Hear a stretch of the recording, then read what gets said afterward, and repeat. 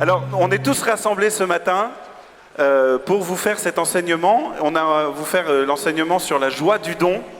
Et c'est une grande joie pour nous de faire cet enseignement. Nous sommes donc 5, Marie-Bénédicte, Augustin, le père Henri et notre sœur Ima, qui est aux missions itinérantes à Lyon, le père Henri à Tours. Nous, on habite à Rambouillet et cette magnifique personne au milieu de nous, c'est notre fille aînée Philomène. Voilà.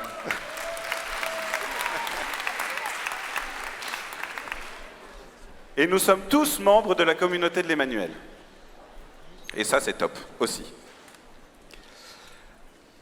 Alors, au cours de cette session, je crois que on vous a déjà beaucoup parlé du don de soi. Et ce matin, on va faire un focus sur la joie du don.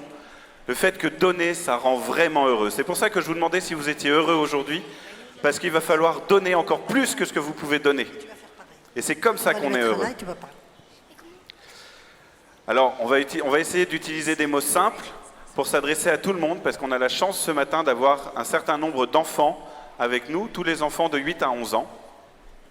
Les enfants, si vous pouviez faire « oui » très fort.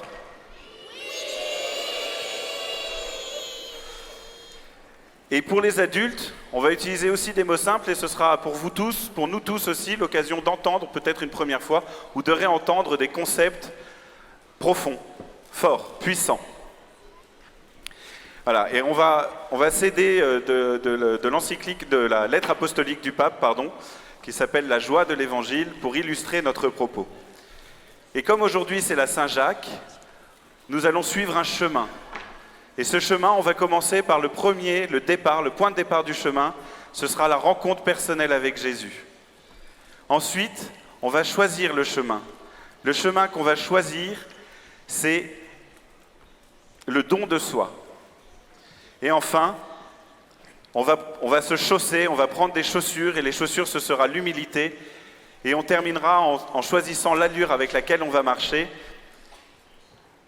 Et cette allure avec laquelle on va marcher, c'est la miséricorde de Dieu.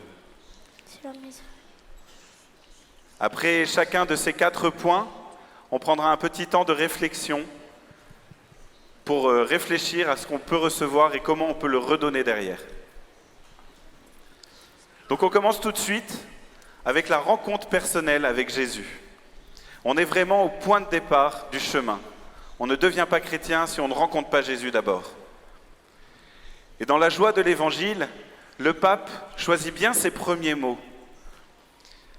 La joie de l'évangile, la joie. Tout est dans le titre. Il donne réellement l'idée principale. La rencontre avec Jésus, c'est la joie. Je vous laisse écouter les mots du pape François.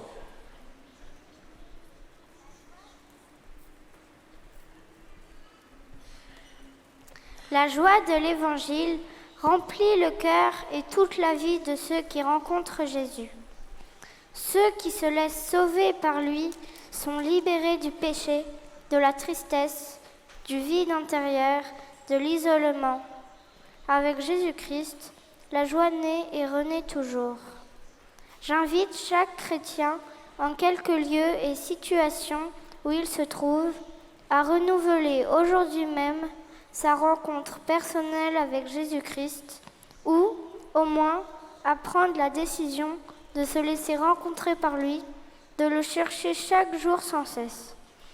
Il n'y a pas de motif pour lequel quelqu'un puisse penser que cette invitation n'est pas pour lui, parce que personne n'est exclu de la joie que nous apporte le Seigneur. Alors on peut remarquer 2 choses dans ce que le pape François nous dit. La première chose, et c'est vraiment marquant dans cette introduction de la lettre, c'est que le pape nous parle vraiment de la rencontre avec Jésus. Un chrétien, comme je le disais tout à l'heure, c'est avant tout un homme ou une femme qui a vécu cette rencontre personnelle, concrète, avec Jésus. Et la deuxième chose qu'on rencontre dans cette lettre, et c'est ce qui conduit, la rencontre nous conduit naturellement à ça, c'est la joie dont on vous parle.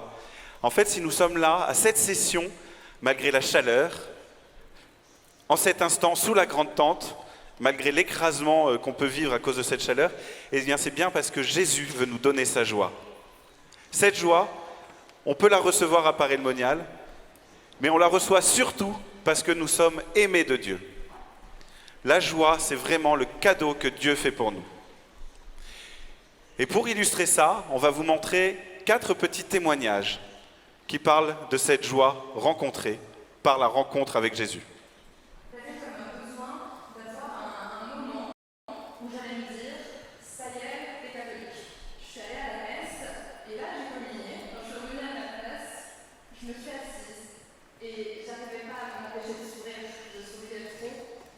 Juste trop bien, très heureuse. Quand j'ai entendu le mot « aime », tout à coup j'ai eu vraiment l'impression que le Seigneur était devant moi et que de son cœur il y avait une lumière qui partait et qui venait éclairer mon cœur. Et à ce moment-là, je me suis rendu compte à quel point le Seigneur m'aimait. J'ai vu à quel point il m'aimait. Il y a 3 mois, je suis allée à une soirée à l'effusion de l'Esprit Saint dans mon groupe de prière à La Roche-sur-Yon. En fait, je me suis vraiment laissée porter par l'Esprit Saint. Je suis arrivée devant l'autel et j'ai déposé tout mon fardeau. J'ai tout donné au Seigneur. Là, pour la première fois, j'ai senti l'amour du Christ en moi. Et j'ai reçu des paroles immenses. J'avais l'impression que le Seigneur me disait « Claire Maëlys, je t'aime, ne crains pas. Et tu as du prix à mes yeux et je t'aime. » Et j'avais l'impression de ne plus être seule. Et depuis, j'ai eu vraiment des grâces immenses. Et c'est devant l'adoration, en fait, que je suis tombé à genoux et je me suis mis à pleurer et à demander pardon. Et je ne savais pas pourquoi. Voilà, une fois que j'ai reçu ces grâces, je chantais des Alléluia partout. J'allais me confesser tous les 5 minutes. Voilà, au cas où un péché revient. Donc, nous venons d'entendre 4 témoignages différents qui ont été donnés ici à des moments à Paray-le-Monial. Vous avez vu que ces 4 personnes, donc adultes, mais certains pourraient déjà raconter des choses qui lui sont arrivées quand ils étaient enfants. Donc, le premier, c'est Lucie. Lucie nous a dit qu'à un moment donné, elle avait besoin de se dire « je suis catholique ». Et là, le Seigneur est venu la rejoindre en lui donnant une expérience qu'elle a pu faire pendant la messe. Le deuxième, donc c'est Olivier, c'est différent. Olivier, à un moment, il a entendu une parole « aime », et là, il a eu l'impression que Jésus était devant lui. Et au moment où il était devant lui, il lui montrait, un peu comme Marguerite Marie, cette expérience de l'amour de son cœur. Le troisième, c'est Claire Maëlys, c'est encore un autre. Claire Maëlys, qu'est-ce qu'elle nous a dit? Qu'elle a prié l'Esprit Saint. Et c'est dans son cœur où elle a compris l'amour de Jésus pour elle. Et le quatrième, c'est Rodrigue, c'était devant l'adoration, ça aurait pu être aussi ici à Paray-le-Monial, où devant l'Eucharistie, il a vécu cette importance de la présence de Dieu. Et comment il s'est senti pécheur, et comment il a demandé donc à Dieu de le rejoindre. Et ce que nous voyons dans ces 4 différents témoignages, c'est que chacun de nous peut vivre une expérience, et c'est là où le pape nous dit que c'est le début d'un chemin. Cette expérience personnelle avec Dieu. Certains pourraient dire, et on pourrait tous se rappeler ici, de à quel moment le Seigneur est venu nous visiter, une ou plusieurs fois. D'autres pourraient dire, moi je ne me rappelle pas précisément, donc faisons mémoire de ça. Et d'autres peut-être peuvent dire, moi je n'ai pas vécu ça. Et le pape nous dit, si vous voulez, demandez à Jésus de venir vous rejoindre aujourd'hui. Pour faire cette demande de dire, viens. Alors, c'est pas une technique, hein, il n'y a pas, je dirais, une potion magique. C'est plutôt ouvrir notre cœur. Demander à Dieu de venir nous visiter aujourd'hui. C'est pour ça que le pape nous dit, je renouvelle et je demande à chaque chrétien de renouveler lui-même cette rencontre personnelle. Amen. Alors justement, moi je vous propose que nous disons ensemble dans notre cœur, Seigneur, si tu le veux, et comme tu le veux, aujourd'hui, à Paray-le-Monial, permets-moi de te rencontrer ou de renouveler à nouveau cette expérience de ton amour.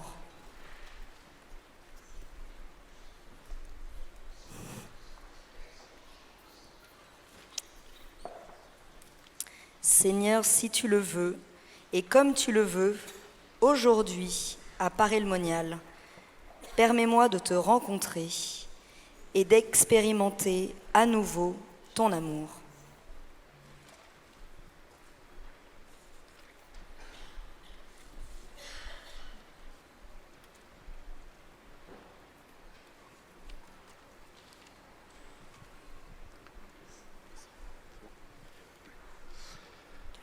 Donc ça, c'est fait. La rencontre avec Jésus, c'est fait. On part du point de départ et on va commencer à marcher. Est-ce que vous êtes heureux toujours ? Non, j'ai pas entendu. Est-ce que vous êtes toujours heureux ? Eh ben voilà. Donc maintenant, on va commencer. Il s'agit de se mettre en marche sur le chemin. On va commencer à marcher. Et pour marcher, il faut savoir dans quelle direction on va. Et la direction, c'est comment est-ce qu'on donne sa vie. Là encore, le pape François nous donne une indication très claire. Nous découvrons une loi profonde de la réalité, que la vie s'obtient et se mûrit dans la mesure où elle est livrée pour donner la vie aux autres. Voilà, donc c'est ça le chemin. Le chemin, c'est donner sa vie pour les autres. C'est se donner soi-même. Là, à ce moment-là, le pape, il nous dit peut-être quelque chose qui est un peu difficile. Même si on ne veut pas le reconnaître, qu'on soit adulte ou qu'on soit enfant, on a toujours des tentations d'égoïsme. On veut toujours ramener la couverture à soi. On veut toujours garder son beau stylo pour ne pas le prêter aux autres. On veut toujours avoir sa voiture, sa belle voiture, pour crâner devant les autres. Alors que la joie de l'évangile, c'est pas du tout ça. C'est pas du tout une joie qui est individuelle ou égoïste. Au contraire, le pape François nous donne vraiment la direction de Jésus pour recevoir la vraie joie. Et Jésus, il a fait quoi ? Il a donné sa vie pour tous. Et d'ailleurs, le pape nous dit bien que l'individualisme, c'est le plus grand risque de notre monde moderne. Philomène. Le grand risque du monde d'aujourd'hui, avec son offre de consommation multiple, est écrasante et une tristesse individualiste qui vient du cœur bien installé est avare de la recherche malade de plaisir superficiel, de la conscience isolée. Voilà, je vous laisse méditer, relire cette phrase. Et après ça, tout de suite, on va regarder le témoignage d'un jeune saint, Dominique Savio, qui a su d'abord penser aux autres avant de penser à soi-même.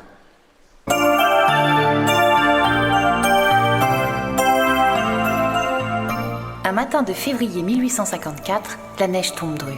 C'est le chahut dans la petite école de Mondogno. Le professeur n'est pas encore arrivé. 2 élèves en profitent pour mettre des boules de neige dans le poêle à peine allumé. Celui-ci se met à fumer, les élèves s'esclaffent, la neige fond et le feu s'éteint. L'instituteur Don Cugliero entre en classe. Il est aussi le curé de ce petit village du pays d'Asti en Italie. Tout semble en ordre. Qui a fait cela ? C'est lui. Les 2 chahuteurs accusent faussement un élève d'habitude tranquille et sérieux. Personne ne réagit dans la classe par crainte des 2 petits caïds. Don Cugliero est connu pour sa sévérité. Comme beaucoup d'instituteurs de l'époque, il corrige les fautifs à coups de baguette sur les doigts et en les mettant à genoux de longs moments sur le plancher. Reste là, jusqu'à la fin du cours. Tu constateras qu'il fait très chaud près d'un poêle éteint. Je n'aurais jamais cru cela de toi. Ce jeune garçon qui vient d'être injustement puni s'appelle Dominique Savio. Il a 11 ans.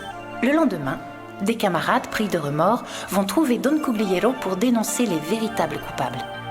Surpris, le maître appelle Dominique. Mais pourquoi n'as-tu rien dit ?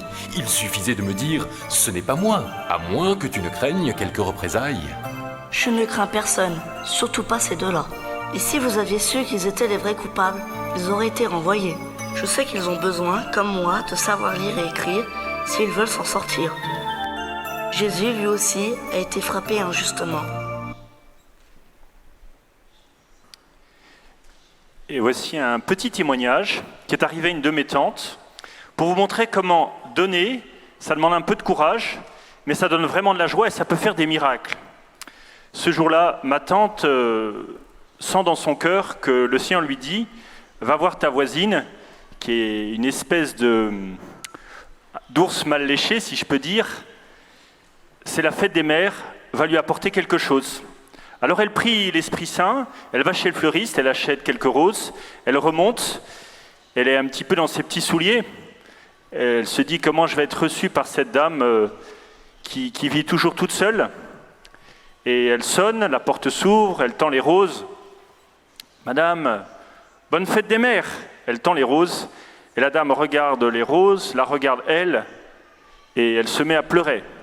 Elle se trouve, elle, sur le paillasson, avec cette dame qui pleure et qui pleure et qui pleure. Et elle se dit, je suis comme une potiche là, pourvu que personne ne passe dans l'escalier, vous imaginez la scène. Et puis à voir quelqu'un de pleurer avec l'émotion, elle aussi, elle se met à pleurer. Et les voilà toutes les deux, les bras les unes dans les autres. Puis finalement, elle rentre, et la dame la fait asseoir, lui donne un thé, et lui dit Madame, vous savez, c'est extraordinaire. D'habitude, je n'accueille pas les gens comme ça en pleurant, mais moi je ne crois pas en Dieu. Mon mari est mort d'un cancer, mon fils a été tué pendant la guerre d'Algérie, j'ai plus personne. Et je ne sais pas pourquoi, ce matin j'ai prié, j'ai dit Dieu, si tu existes, si mon fils ou mon mari pense à moi, donne-moi un signe.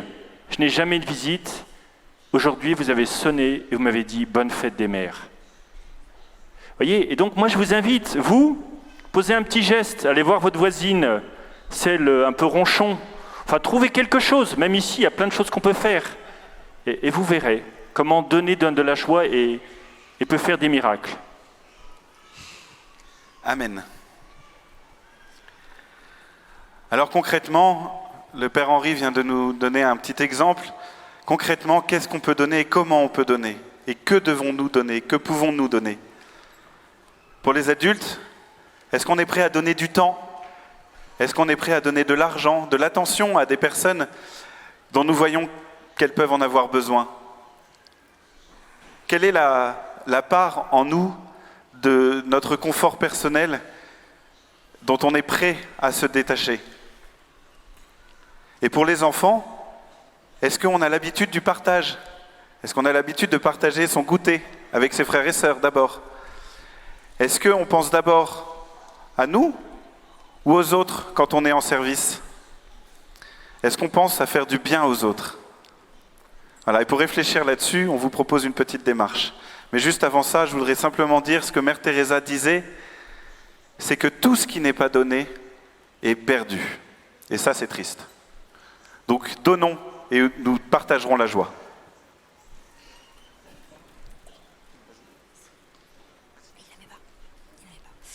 Alors du coup, comme démarche, je vous propose de prendre 3 petites secondes pour nous poser cette question.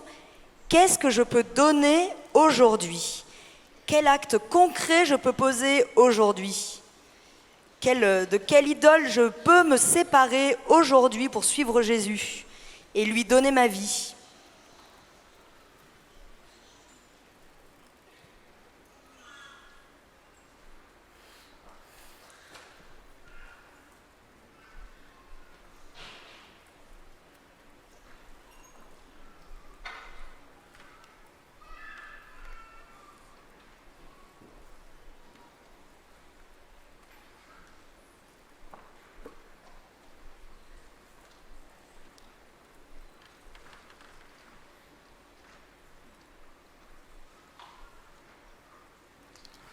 Alors on continue le chemin, le point de départ, la rencontre personnelle avec Jésus, la direction à prendre, le don de soi. Mais on sait que se donner, c'est pas facile. Et pour ça, il faut être bien équipé. Il faut avoir les bonnes chaussures. Et les chaussures, c'est l'humilité. L'humilité qui nous permet de recevoir la joie. Alors on peut encore une fois écouter le pape François qui nous donne encore une fois une très belle indication.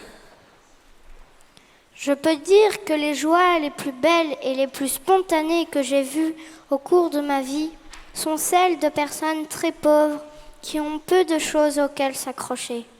Je me souviens aussi de la joie authentique de ceux qui, même dans de grands engagements professionnels, ont su garder un cœur croyant, généreux et simple. Alors on connaît le pape François, on sait bien que c'est un thème qui est très cher à ses yeux. Il parle régulièrement des plus pauvres. Et même plus que ça, on le voit jusqu'à donner, jusqu'à embrasser les plus pauvres qu'il rencontre sur sa route. Alors on peut être bouleversé ou bousculé par ces mots et par cette attitude.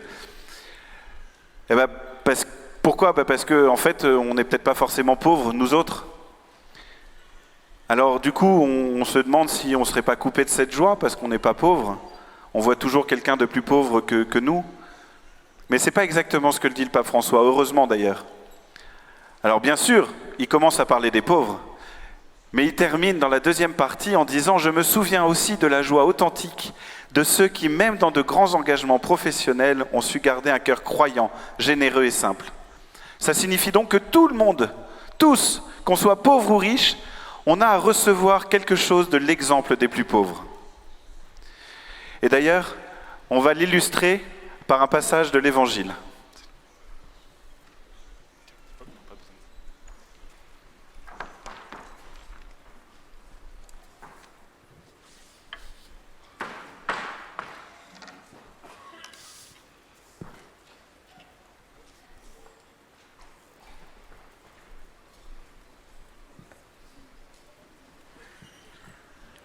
Oula, 10h30, sur la prière. Alors, qu'est-ce qu'il me faut ? Ma Bible, mon carnet à parole, mon chapelet et mon Magnificat. C'est important la prière. Tous les jours, il faut prier. Ah, 10h. C'est l'heure de la prière. Mais à quoi bon ? Je n'arrive à rien. Toute ma vie n'est qu'un échec. Moi, je ne suis même pas dans les clous. Et puis d'ailleurs, comment voulez-vous que le Seigneur m'écoute ? Moi, je ne l'écoute jamais. Mais bon, un peu de prière, ça va pas me faire de mal non plus.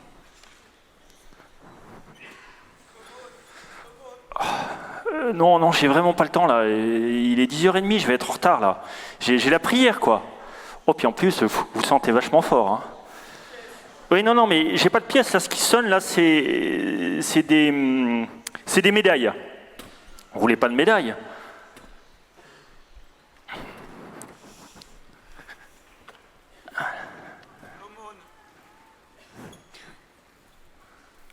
Tiens, mon ami, tu en feras meilleur usage que moi.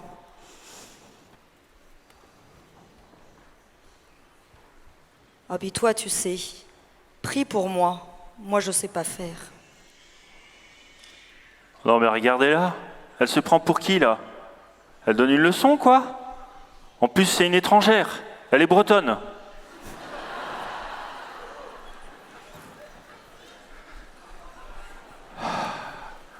Seigneur, vraiment, tu as de la chance de m'avoir.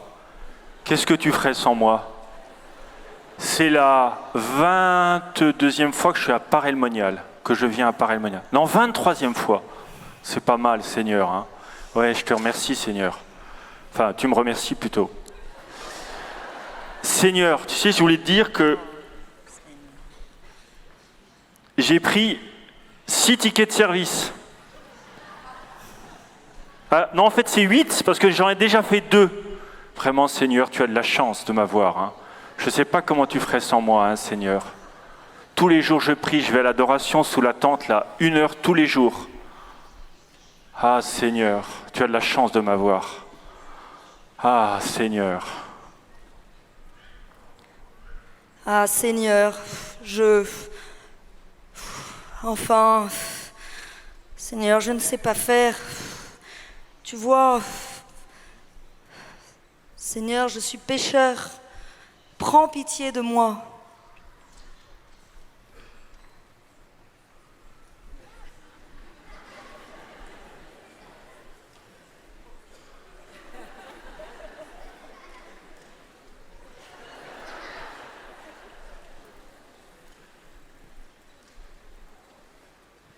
Oh là, Seigneur, faut que j'aille voir mes mails. J'attends un mail important. Alors, mais c'est quoi ça? Non mais je rêve. J'avais réservé le super hôtel de Paray-le-Monial avec la piscine, la clim et le super repas gastronomique pour le petit déjeuner, goûter compris. Et tout est plein. Mais qu'est-ce que c'est que cette histoire? Mais Seigneur, ça fait 23 ans que j'ai un parémonial, si ça continue, je ne vais plus venir. Non mais Seigneur, oh Seigneur, tu m'entends?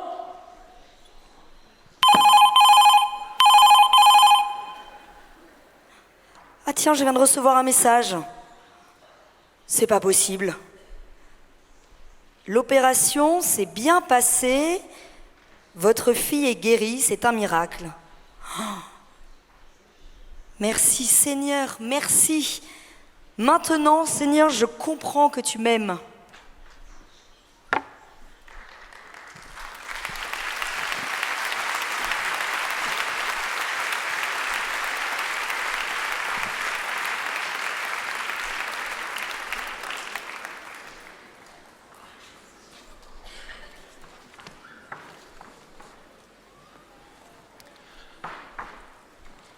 Alors j'espère que vous avez bien reconnu le pharisien et le publicain. Nous avions merci à notre pharisien exceptionnel. Et moi j'ai trouvé que le publicain était particulièrement beau. Mais ça n'engage que moi. Alors on voit bien, qu'on soit enfant ou adulte, on voit bien qu'il y a un peu de publicain et certainement aussi beaucoup de pharisiens en nous. On a du mal à reconnaître qu'on a des défauts, qu'on est pécheur. Alors bien sûr, on n'a pas à rechercher les défauts, on n'a pas à rechercher le péché. Mais il suffit simplement d'accueillir l'amour de Dieu. Et c'est ça l'humilité. L'humilité, c'est cette attitude de cœur qui fait que nous on se reconnaît petit, mais que ce n'est pas grave. Pourquoi ? Parce qu'on est petit, Dieu, lui, pourra nous montrer sa grandeur et pourra nous montrer son amour. Un jour, on demandait à Sainte Bernadette pourquoi est-ce que la Vierge Marie l'avait choisie elle et pas quelqu'un d'autre. Et Sainte Bernadette a répondu tout simplement, mais si la Sainte Vierge avait trouvé quelqu'un de plus pauvre que moi, c'est elle qu'elle aurait choisi. Alors maintenant, on peut avancer avec une autre démarche.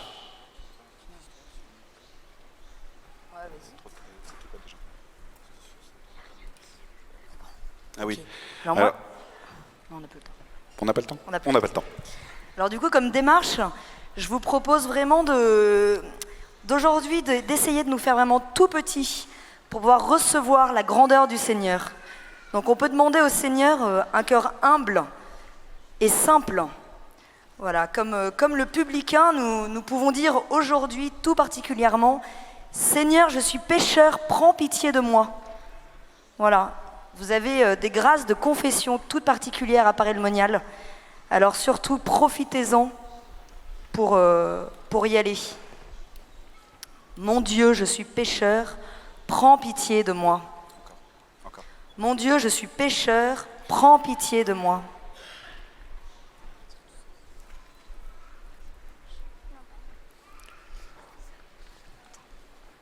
Alors, toujours sur ce chemin qu'on a commencé depuis le début de cet enseignement, le point de départ, la rencontre avec Jésus, la direction, le don de soi, les chaussures, l'humilité.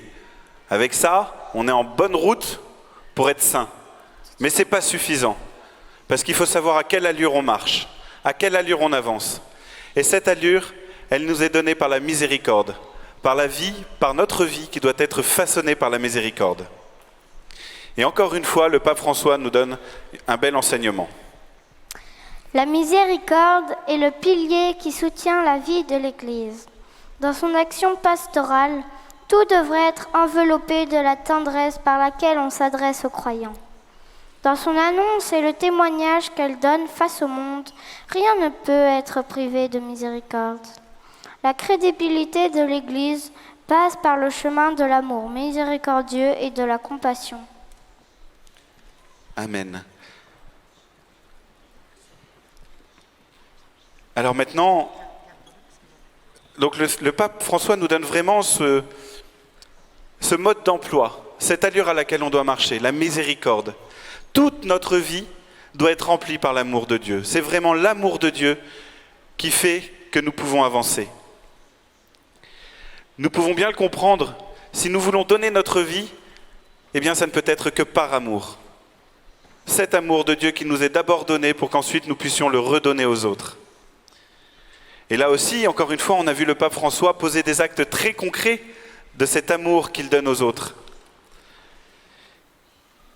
Et puis il y a une autre figure, une figure qui nous a quittés il y a maintenant quelques semaines, quelques mois, c'est Jean Vanier. Jean Vanier est un laïc canadien qui a fondé l'Arche il y a un peu plus de 50 ans.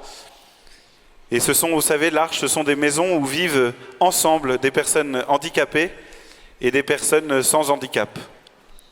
Non seulement Jean Vanier et tous ceux qui sont passés par ces communautés de l'Arche ont donné de l'amour à ces personnes handicapées, mais surtout, avec ces personnes, elles ont appris à aimer. On ne peut pas changer la souffrance des gens, mais on peut être proche d'eux. Qu'est-ce qui se passe avec... Vous entrez dans un endroit à l'Arche et vous allez avoir 10 personnes qui vont venir vous embrasser et ils vont vous dire « je t'aime ».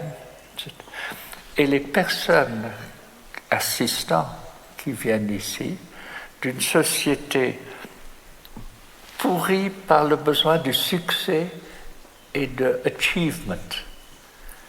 Et voilà que ces gens découvrent quand les cercles, je t'aime comme tu es. Tu n'as pas besoin d'être un succès.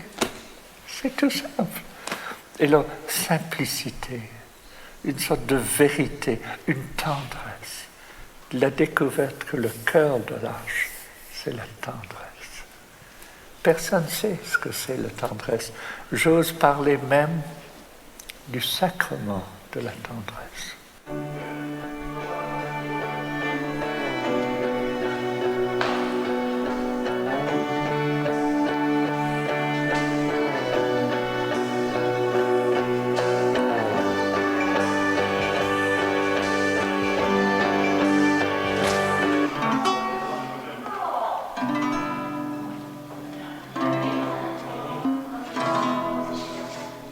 En fait, à l'Arche, on a vraiment une qualité de prise en charge, une qualité de soins, une qualité d'attention aux personnes accueillies.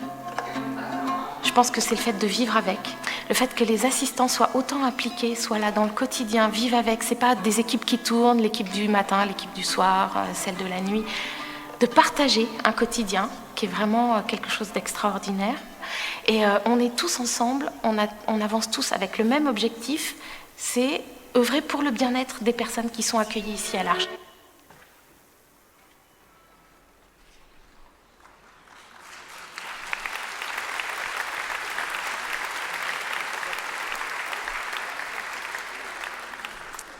Donc voilà, le pape François nous invite à ces nouveaux modes de vie. Et dans cette vidéo, et c'est très beau, parce qu'on voit cette vie ensemble avec des personnes qui sont très différentes. Et quelque part, ça nous donne le cœur de ce message de la miséricorde. Mettre l'amour au cœur de nos relations, au cœur de nos relations avec les autres. Et on peut penser avec lesquels, donc bien sûr, ceux qui sont le plus près. Mais pour les enfants, il y a aussi, je pense à la famille, mais il n'y a pas que la famille. Il y a aussi l'école. Il y a aussi tout ce qui est autour de nos activités. Tout ce qui est autour de nos sports, de nos loisirs, être attentif à toutes ces personnes. Et notre modèle dans cet amour, comme disait Jean Vanier, amour, les gens se sentent aimés. Notre modèle, c'est Jésus. Voir comment Jésus a vécu avec les autres, avec cet amour et cette miséricorde. Et le modèle de Jésus, c'était son Père. Jésus nous disait, soyez miséricordieux comme votre Père est miséricordieux, votre Père du ciel. C'est notre modèle, cette miséricorde, cet amour. Alors moi, je vous propose de nous laisser aujourd'hui regarder par le Seigneur, de nous laisser aimer par son amour. Voilà, en vous promenant, en allant à l'adoration. On va vous proposer de prendre soin d'une personne en particulier, dont le Seigneur tout particulièrement vous demande d'en prendre soin dans votre vie, dans votre quotidien. Alors on peut peut-être penser à cette personne et faire et demander particulièrement aujourd'hui d'avoir vraiment le désir de prendre soin d'elle pendant toute cette année.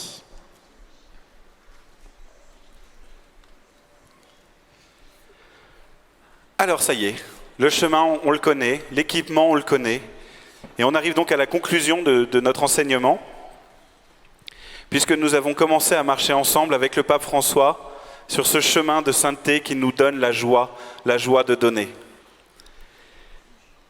Alors cette joie, je le rappelle, elle est vraiment fondée sur ces 4 fondamentaux dont on vous a parlé aujourd'hui. D'abord, la rencontre personnelle avec Jésus. Alors on vous propose vraiment de continuer pendant cette session de demander au Seigneur de le rencontrer. Ayez le désir de le rencontrer. Je crois que c'était l'année dernière ou il y a 2 ans à Paray-le-Monial, un prêtre nous a fait une homélie en nous disant qu'il fallait demander le désir d'aimer Jésus. Et que si on ne l'avait pas, il fallait demander le désir du désir d'aimer Jésus. Et que si on ne l'a pas, il fallait demander le désir du désir du désir d'aimer Jésus. Et il a continué comme ça pendant 10 minutes, ce que je ne ferai pas. Ensuite, pour marcher, pour choisir le chemin, il faut se donner soi-même. Et nous avons demandé au Seigneur de nous éclairer sur ce que nous pouvons donner et sur la manière dont on peut le donner. Et je vous invite vraiment encore à continuer pendant cette session à Paray-le-Monial à réfléchir à tout ce que vous pouvez donner, à vous détacher, comme on l'a dit tout à l'heure, de vos idoles pour donner et avancer dans la joie, pour être libre de cette joie de Dieu. Enfin, on a continué et pour avancer sur le chemin, on a vu qu'il fallait s'équiper. Et pour s'équiper, il fallait de l'humilité. Saint Antoine le Grand, Saint Antoine du désert, avait eu cette vision de Dieu qui envoyait un filet sur la terre pour envoyer tout le monde, tous les méchants, c'est ça? Non, pour pas envoyer tous les méchants, mais pour qui raccrochait les gens sur la terre. Et Saint Antoine se disait, mais mon Dieu, Seigneur, comment on va faire pour monter vers toi si on est attaché par ce filet? Et il a compris qu'il fallait être tout petit pour passer par les trous du filet pour monter vers Jésus, vers le Père. Et donc, on vous invite encore à continuer pendant cette session à répéter cette petite prière qu'on vous a donnée tout à l'heure. Mon Dieu, je suis pécheur, prends pitié de moi. Mon Dieu, je suis pécheur, prends pitié de moi. Et enfin, l'allure, pour terminer, cette allure que nous vous avons présentée, la miséricorde de Dieu, cet amour que le Seigneur veut nous donner et qu'il veut que nous donnions aux autres, c'est avoir cette attitude pleine d'amour. Et on ne peut continuer à demander au Seigneur de nous dire de qui on doit prendre soin pendant cette session. Une personne. On aurait pu vous en demander 5, on en demande une. Une jusqu'à la fin de la session et après une toute la vie. Et certains ont même des listes de 40 noms dont ils prennent soin. Et il faudrait qu'on en ait 500 chacun. Alors demandons au Seigneur maintenant, ensemble, de venir rendre notre cœur miséricordieux comme le sien. Ô Jésus, tu es doux et humble de cœur, rends mon cœur semblable au tien. Et tous ensemble, ô Jésus, tu es doux et humble de cœur, rends mon cœur semblable au tien. Et on a fini.